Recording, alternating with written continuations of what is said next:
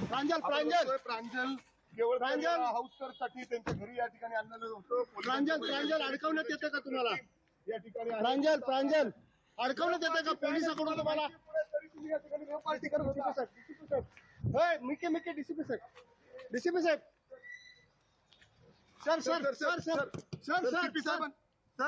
Sir वरिष्ठ अधिकारी या ठिकाणी घेऊन गेलेले आहेत.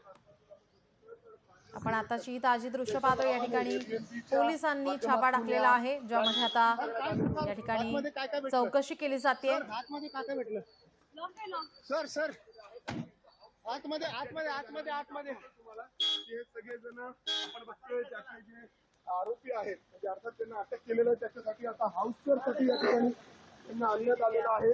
घरात काही गोष्टी या ठिकाणी पोलिसांनी जप्त केलेल्या आहेत। जर आपण इथं बघितलं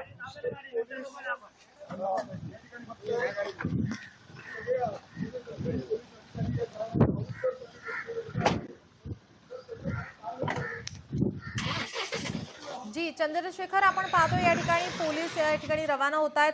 आपण माहिती घेण्याचा प्रयत्न करताय। नोकरांना पण घेतलं का?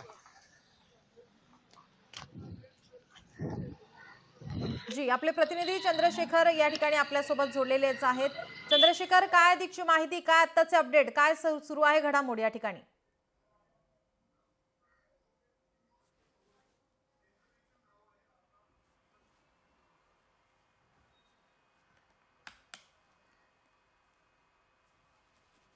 पुण्याच्या खराडी परिसरातील रेव पाठीवर पोलिसांचा छापा, मोठ्या प्रमाणात दारू गांजा हुक्का जप्त करण्यात आलेला आहे।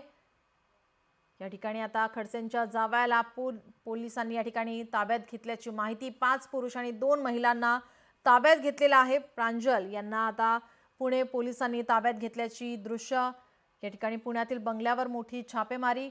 आपले प्रतिनिधी चंद्रशेखर भांगे आपल्या सोबत जोडलेले आहेत। पुणे पोलिसांनी या ठिकाणी रेव पार्टीवर मध्यरात्री ही कारवाई केलेली आहे, छापा टाकलेला आहे आणि त्यानंतर आता आपण ही माहिती आपल्याला मिळते की खडसेंचे जावई या रेव पार्टीमध्ये होते।